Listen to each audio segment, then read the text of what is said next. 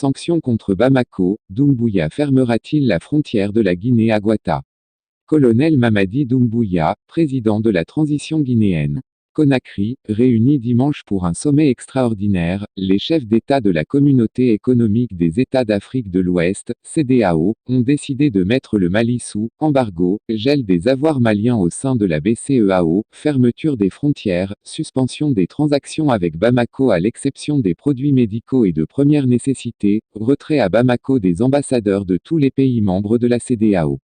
Voilà entre autres les lourdes sanctions prises par la CEDEAO contre le Mali, qui, en application du principe de réciprocité, a décidé de fermer à son tour ses frontières avec les pays de la CEDEAO ayant entériné ces sanctions et de rappeler ses ambassadeurs accrédités.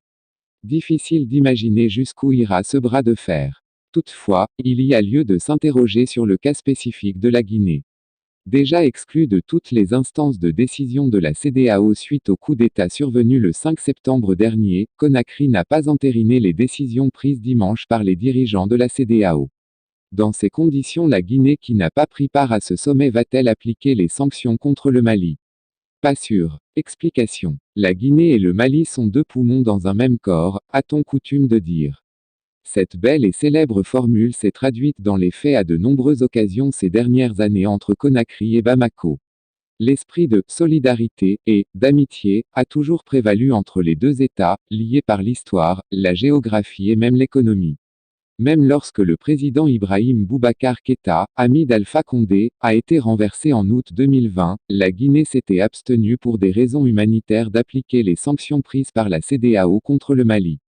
Pourtant Alpha Condé qui était à l'époque chef d'État, avait pris part au sommet. Conakry n'avait pas fermé ses frontières terrestres à Bamako et n'avait pas non plus rappelé ses troupes déployées au nord Mali dans le cadre du maintien de la paix sous la bannière des Nations Unies. Le 1er octobre dernier lors de l'investiture de Mamadi Doumbouya en tant que président de la transition, le Mali était le seul pays parmi les voisins de la Guinée, à avoir dépêché une délégation officielle à Conakry. Une marque de considération qui avait été saluée par la junte. Sans compter qu'entre Assimi Goïta et Mamadi Doumbouya, leurs amitiés ne datent pas d'aujourd'hui.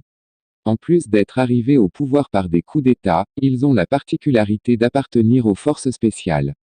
En 2018, ils se sont croisés au Burkina Faso lors d'une formation organisée par l'armée américaine, et qui était réservée aux commandants des forces spéciales de la région. C'est à cette occasion que les deux colonels Doumbouya et Goïta ont tissé des relations d'amitié, rapporte-t-on. Si pour le moment, le gouvernement guinéen n'a pas communiqué sur l'attitude qu'il va prendre face à ces derniers développements, une source diplomatique a confié que Conakry prendra le temps d'observer, d'analyser avant d'agir.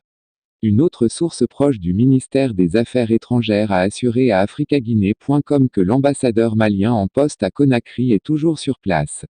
Il n'a pas été renvoyé. Comme pour dire que la probabilité de voir la Guinée fermer ses frontières au Mali est très mince voire même nulle.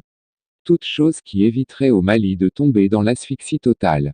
Fermé à la mer, le Mali plongé dans une crise multiforme, s'approvisionne à partir du port de Conakry.